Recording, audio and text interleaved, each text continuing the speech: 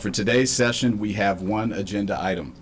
It is a discussion with the Montgomery County Public Schools and leadership and the Montgomery County Board of Education in regards to serious and significant allegations against a school principal and the promotion process and recently released report that came out on that process, as well as current policies and action steps related to employee misconduct and the promotion process itself. This is obviously a really important discussion. We're all here, and our guests are here because of the serious nature of the allegations that were outlined in August 11th Washington Post article. As a father of MCPS students, as the chair of this committee, as a council member, as a former MCPS student, we are all deeply troubled by the allegations, as I know is the board and MCPS, and those are being investigated thoroughly, and we'll hear more about that later. The county council, I want to set some expectations and ground rules which were sent to colleagues, but I want to reiterate them for the public, for the millions watching at home, probably literally today. The county council has the fiscal authority over MCPS. The Education and Culture Committee regularly reviews financial reports as part of our meetings and makes recommendations to the full council on items related to the school system's operating budget. The Montgomery County Board of Education is the duly elected body that governs the programs, policies, procedures, employment, and operations of our school system, which is the largest in Maryland and either the 14th or so largest in the United States. The E&C committee has invited the board and MCPS to discuss action steps and plans related to some of the findings in this first report in light of the recently reported serious allegations against high school principal Mr. Beetleman and the initial summary findings from an investigation conducted by Jackson Lewis, a firm hired by MCPS. Last week, the County Inspector General notified the council, county executive, the school board, and MCPS that it will be opening 2 engagements related to the allegations against the principal and MCPS's handling of employee misconduct complaints. I'm confident that every member of this council is pleased to know that Ms. Lamarzi and her team are engaged, as many of us have called for repeatedly. I'm hopeful that the results of the investigations bring better clarity on what changes need to happen to ensure all of our educators, students, and school employees are safe. Today's discussion will not, I repeat, will not be about specifics related to the ongoing investigations. It's important for my colleagues, however, and the public, most importantly, to know what the status is, how long it will take, what the scope will be, and we must respect and allow for the due process to occur for all those involved. We do not want to jeopardize our shared interest in fairness and accountability.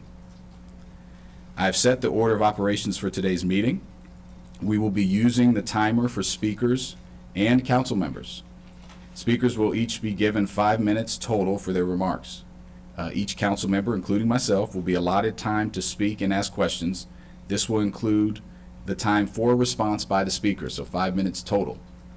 So we would ask that responses be kept concise. With a full council, we go through 1 round of questions. That's going to be an hour. So we're going to stick to that. The order of speakers will be as follows. Ms. McGuire, council staff, will provide a brief overview of the council staff report. President Silvestri will offer opening remarks and a summary of the findings from the Jackson Lewis report. Superintendent McKnight will share updates on MCPS's action plan, and then Inspector General Lamarzi will provide initial remarks on her recent engagements. Following these remarks, council members will have an opportunity to speak and to ask questions within their 5-minute time limit based on the predetermined order, which was sent around and I have here in front of me. For our second round of questions, E&C committee members will have 7 minutes, and guest council members who are still here will have 5 minutes, and we will use the normal button system at that point. If time permits for a third round of questions, we'll again start with, we will focus those on committee members only, and they'll be limited to 5 minutes each. Council members are able to opt out of using their time. However, you cannot yield time to another council member. Really important point here. This is the start of a public process. You know, it's as I look back and I thought about when this Washington Post article came out, it was August 11th. Here we sit, September 28th, and all of us on all sides in the community have had concern about this, and the public has been asking for answers in a public forum. We will not get every answer today because we can't. Investigations are in process, but we will get some answers, and we will be clear to the public about what we can and can't answer. And I want to be respectful of that. I also, if we're veering into a section that we shouldn't veer into, I'm going to redirect us. And so I would ask that council members in their questions remember this is not about the specifics of the investigation itself or the merits of the claims. This is about the processes. This is about the report that's came out with Jackson Lewis, and any questions that Ms. Lamarzi can answer, which will be limited other than to this, probably her remarks. This is a moment, though, that is required. The public demands openness and transparency. They are concerned, rightfully so, about what has happened. And they want to know what is happening to fix and address the problem.